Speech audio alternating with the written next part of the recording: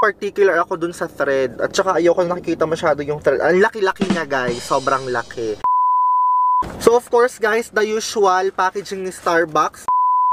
Well, siguro ingat na lang dun sa mga medyo pawisin yung kamay. Hey guys, it's me, your chismosang kapitbahay, and welcome back to my YouTube channel.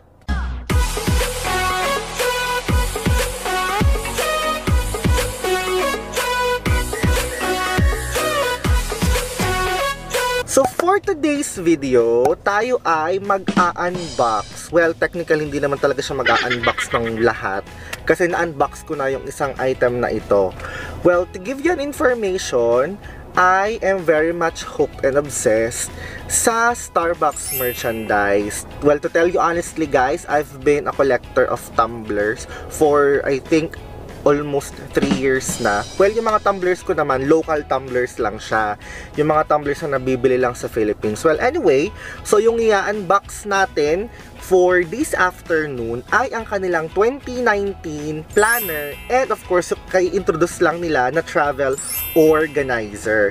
And of course, by the end of this video, I will be giving away one Starbucks merchandise. So, kung gusto nyong sumali dyan, please bear with me and watch until the end of this video para malaman nyo kung ano yung mechanics ng aking pag-giveaway. So actually guys, yung mga item na to, baka magtataka kayo kasi medyo matagal. Bakit ngayon ko pa naisipang mag-unbox? Well, siguro yung iba iniisip sa inyo, medyo too late na para mag-unbox ako ng Starbucks Planner and Travel Organizer. But to give you an idea, I already have the Travel Organizer and the planner last December 2nd week pa. It happened lang na gusto ko talaga siya sanang kompletuhin yung 4 na merchandise, but I really failed to have the other planner na meron sila. Bali, ang nakuha ko lang is isang planner and then 2 travel organizer. But I have naman the travel organizer in both colors. So moving on, for this year, ito yung kanilang parang card. Ayan guys, ewan ko kung nakikita ninyo. Ayan, yan siya. Ayan. So for this year, unlike sa mga previous years nila, nag-decide sila na yung number of required stickers is 18 lang. Ayan siya. Kung hindi ako nagkakamali guys, nung mga previous years, parang mas madami ata compared sa 18 lang. Hindi ko na kasi tanda eh. Tapos, for this year, naka-specify lang dito na you have to order any tall, grande, or venti Starbucks handcrafted beverage of your choice except sa mga bottled beverages nila. Unlike ng mga previous years, ang ingay naman sa pwesto ko. Going back, unlike sa mga previous years, na nire-require nila na parang 12 na Starbucks beverage, tapos yung other half ata is parang yung mga special na Christmas drinks nila. For this year, wala silang ni-required na ganon. Well, that's something good from Starbucks. Tapos nakalagay dito na yung promo nila is from November 2, 2018 until January 7, 2019. Pero guys, ito ay na-extend to I think hanggang January 28. Tapos yung redemption period niya, saan yun? Ay, hindi ko makita. Ang gulo-gulo guys. Well, anyway, let's move on. So, katulad ng mga previous years, guys, for this year, na planner and travel organizer, meron pa din siyang kasama na Starbucks card. Ayan siya. Actually guys, medyo naguguluhan ako kung bakit nagsasama pa sila ng Starbucks card. Siguro kasi limited edition lang din naman yung design ng Christmas card nila. Well, yan nakalagay nga, special edition Pilipinas Starbucks card. Pero alam ko kasi si Starbucks, nagtatry sila na magkaroon na ng cardless transaction sa pamamagitan ng paggamit ng kanilang Starbucks app. So para sa akin, medyo hindi na masyadong necessary na magsama pa ng card sa kanilang mga merchandise. Well anyway, sa akin lang naman yon kasi may kilala naman talaga ako na mga friends ko na talagang collector naman ng Starbucks card. Freebies naman siya nakasama nung planner at saka ng travel organizer nila. So it's a good thing pa din. And just to give you some tips guys, kapag nakakakuha kayo ng Starbucks card, 'di ba? kapag new card siya, nakalagay dito, activate with at least 500 and register this card via starbucks.ph or Starbucks Philippines mobile app for a chance to win Starbucks for a year. So, ang tip ko sa inyo guys, kapag nakakuha kayo ng bagong Starbucks card, i-register nyo siya using other email kung ayaw ninyo na gamitin yung existing account ninyo sa Starbucks. Why? Kasi alam ko, kapag nakakuha ka ng bagong card, tapos in-register mo siya using another username, parang makakatanggap ka ng free drink agad automatic. So, parang ano yun, Starbucks hack. So, let's start! Well, bago ko simulan dito sa isang item na to, hindi ko alam kung ano to. Well, travel organizer siya. Gusto ko muna ipakita sa inyo yung nauna ko nang na-unbox last second week of December pa. So, this one is a Starbucks travel organizer in green teal. Kung makikita nyo guys, okay naman yung, paano ba to? Yung bag niya, bag? Okay naman yung travel organizer. Ang ayoko lang dito sa labas niya, kung napapansin ninyo, masyadong malalaki yung tahi. Masyado siyang visible. Hindi nakakasosyal Starbucks. Well, anyway, libre lang din naman siya. Pero kung isipin ko, parang binili mo din siya, no? Kasi imagine, kailangan mong uminom ng 18 na beverage nila bago makuha ng isang ganito for free. So, yan. Ito naman yung loob niya, guys. Ayan. So, kung makikita nyo, nasa loob pa yung strap niya. May kinakabit dito.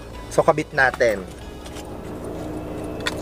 Alam nyo, guys, collector din ako ng Starbucks planner. I think around 4 or 5 years na. Pinaka-favorite ko na naging planner na nagamit ko talaga is yung kanilang Moleskine. So, ayan na siya. May strap na pwede mong ilagay yung kamay mo para mas secure. Kasi nga, this one is a travel organizer. So, understood guys talaga na meron siyang handle. So, yung sa loob niya guys, meron siyang kasama na parang maliit na notebook. And then, ito daw, lagayan daw to ng phone. Ayan, narito pa sa loob yung Starbucks card na kasama niya. Ayan. And then, ito, lagayan ng mga cards. Pero, yun siya guys. Hindi kasya si Starbucks card pagpahiga. So, kailangan itayo siya. And then, again, ang reklamo ko guys dito, masyadong malalaki yung tahe. Ayan. Hindi ako fan ng mga leather na gamit na malalaki yung tahe kasi mas madaling masira yun. Well, at least for me, mas madali siyang masira. Ewan ko lang sa iba. A few inches later. So, yun guys, tanggal ko na siya after 48 years. Yung plastic niya, sobrang hirap. Tapos, ayan, itong nilalaglag. Itong notebook nila, inilalagay siya dito. Parang meron siyang sleeve na pinapasukan. Ay niyang pumasok, best. Bagong-bago pa, hindi pa nagagamit. Ayan. Diba? Ang cute niya. Tapos, meron siya ditong parang yan, lagay ng pen. Oh, and yes, swak na swak yung pen. And then ito, may isa pa siyang lagayan. I think pwede rin yung pen dito or charger. Sabi nila parang charger daw yung pwedeng ilagay mo dito. So yun, okay naman siya. Yung green teal na Starbucks travel organizer. Actually, it's a good merchandise naman. Yun nga lang, medyo talagang particular ako dun sa thread. At saka ayoko nakikita masyado yung thread. Ang laki-laki na guys, sobrang laki. Kasing laki ng mga pores ko. Moving on sa ating next item, bubuksan naman natin yung kanilang travel organizer. This one is in the color of brown, I think, or mocha. Hindi ko sure kung anong tawag nila sa color na to. So, simulan na natin i-unbox. Tanggalin muna natin yung card na kasama niya. Well guys, magkakaiba nga pala yung card na kasama. So, hindi siya magkakapareho. Yan yung card niya.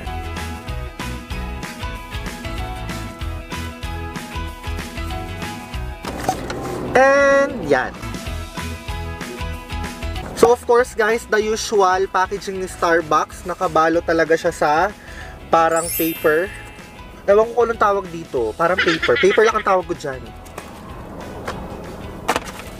So yan, sirain na natin. Dami-dami ko na inom na kape at saka mga tsaa. So this one, oh, okay.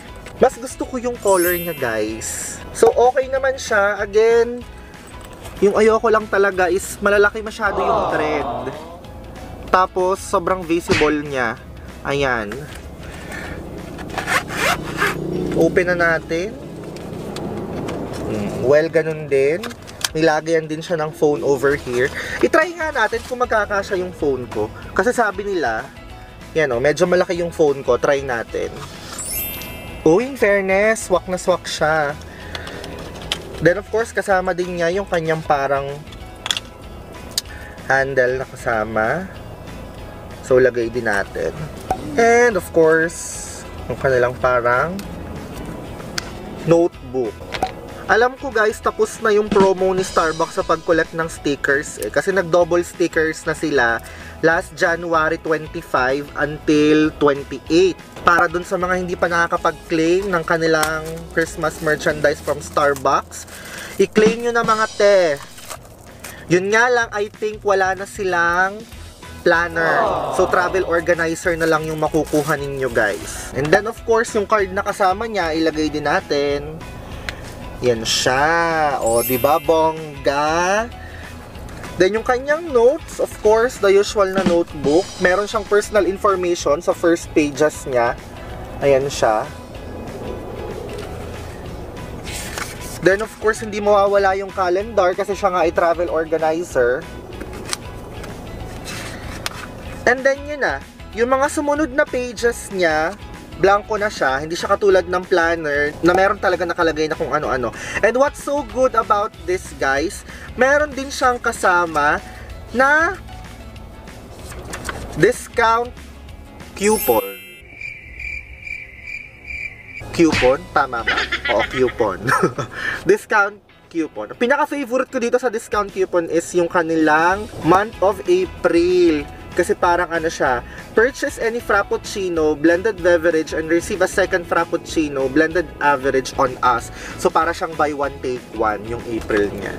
So ganun guys, maganda pa rin siya. Yun nga lang, medyo pansin ko lang ha, manipis yung ginamit na paper for the travel organizer. Libre lang din naman to, pero kung isipin mo nga parang binili mo na din siya, no? Kasi ilang kape ang kailangan mong laklakin para makakuha ka ng isang ganito. Labing wala best. So yun guys, eto na siya. Ang kanilang travel organizer in parang coffee brown or mocha and then in green teal. So kung tatanungin niyo ako, mas appealing para sa akin itong medyo brown compared dito. Well, ito talaga kasi color ni Starbucks pero cheap looking yung color niya compared dito sa brown. Well, anyway, akin lang naman, opinion ko lang naman, pagbigyan nyo na. Moving on sa ating next Christmas merchandise from Starbucks. Guys, isa lang talaga yung nakuha kong planner tapos hindi ko pa alam kung anong color to. So, eto siya. Bigger yung box niya compared kay travel organizer. Pero si travel organizer mas medyo malaki o mataba compared sa kanya na ito lang. Manipis. Yearly naman talaga. Isa lang yung kinokolekta ko. Hindi naman ako kumukuha ng sobrang dami. Well, kumukuha ako ng madami. Pero binibigay ko din lang sa friends ko as gift. Yon. So, tanggalin na natin yung kanyang card.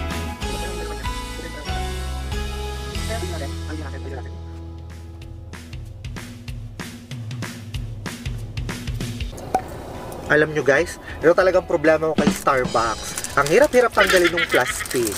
Para pagkatapos mong malaking sa kape nila, parang kaya pa nalang ipabukas yung kinilay mo.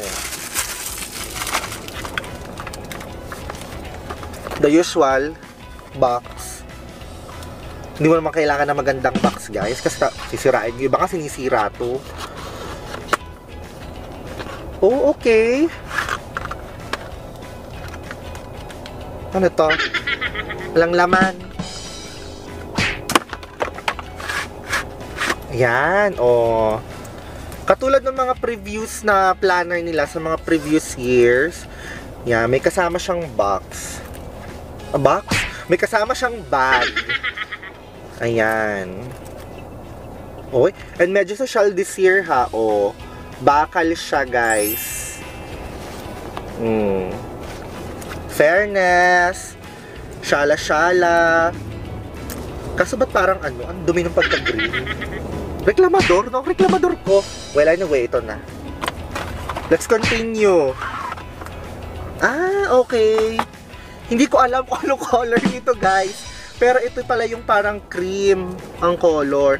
Alam nyo guys, ang maganda sa Starbucks Christmas merchandise for this year, medyo, lalo na yung planner nila, parang doodle yung inspiration niya.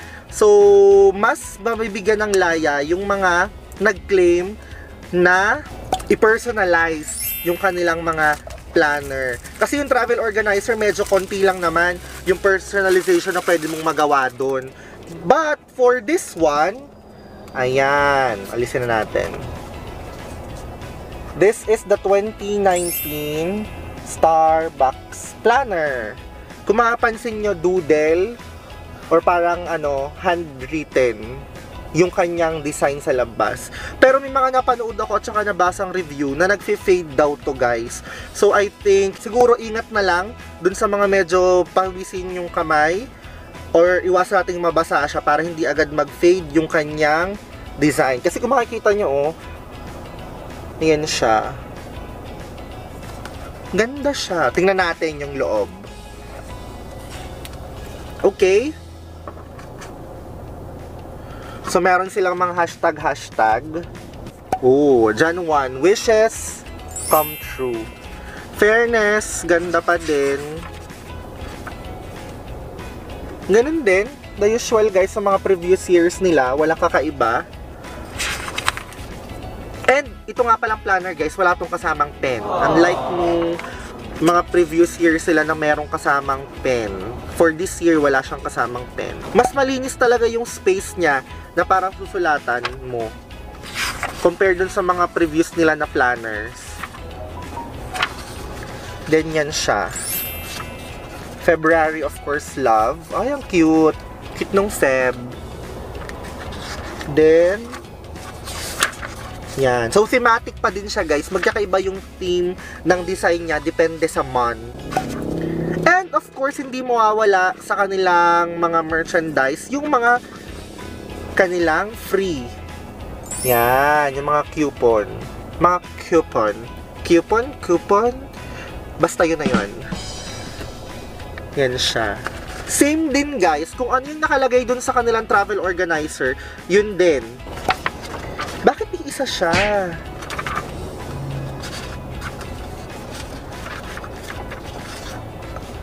One, two, three, four, five, six. 6 lang? A few inches later. Oh! Guys, I think ngayon lang to, or hindi ko lang na-check siguro kasi bibihira ko namang magamit yung mga coupon. Pero for this year, 6 lang siya sa planner nila. Yan oh. 1, 2, 3, 4, 5, 6, and then this one is parang sa upsize ata. Yes. Check ko nga mamaya sa bahay kung lahat ganito. Pero parang ngayon lang sila naging 6 na lang. Hindi, bakit ganun? Ba't isa lang siya? Hanapin ko nga yung isa. Baka naman nandito lang yung isa, hindi ako marunong maghanap. Wala talaga guys. Wala. So yun, 6 lang siya. Anyway guys, ayoko ng problema. Basta 6 lang yung libreng coupon dito. Oh, aray ko.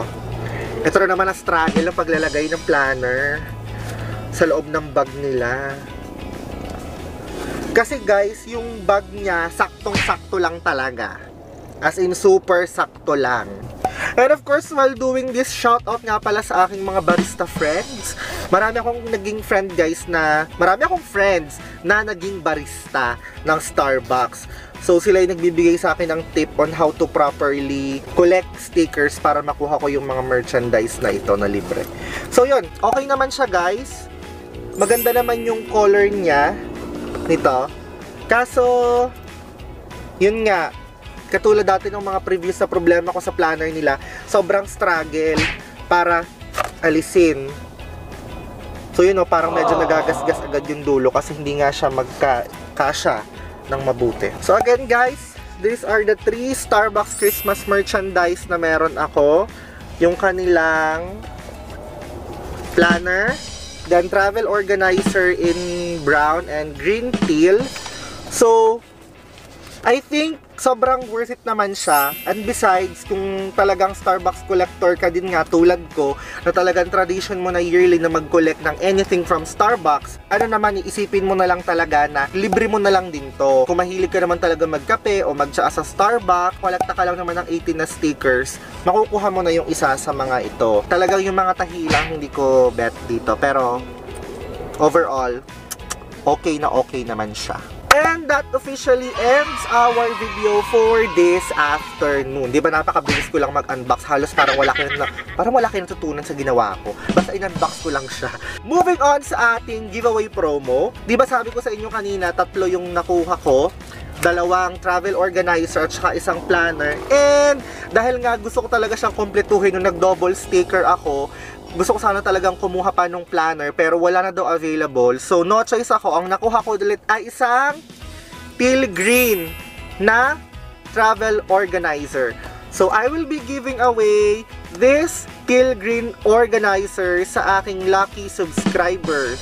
So paano ka makakasali sa aking giveaway? Madali lang. Of course, kailangan unang-una ikaw ay nakasubscribe sa aking YouTube channel. It's either friend kita sa Facebook ko, follower kita sa Instagram, or sa Twitter. All you have to do is to share the link of this video on any of your social media accounts, specifically on Facebook, Instagram, and on Twitter, and put the hashtag YAMGiveaways. Again, put the hashtag YAMGiveaways para mas madali ko kayong ma-search at mag-qualify kayo sa aking giveaways. Okay? So yun lang, I will be announcing the winner of this travel organizer on February 8, 2019 sa aking Twitter account or dito rin sa aking YouTube channel. Of course, pag nanalo ka, kokontakin kita, i-email kita, hindi ko alam kung anong gagawin. Basta kokontakin kita, best! Basta kokontakin kita kung paano mo makiklaim itong iyong 2019 Starbucks Travel Organizer in teal green. Yes, that's it for this day. And don't forget to follow me on my social media accounts, Oyamazing, on Instagram and on Twitter. And of course, kung gusto mo tong video na to, don't forget to hit like, subscribe, and hit the notification bell para updated ka every time na meron akong bagong upload. Yun lang, have a good day and goodbye!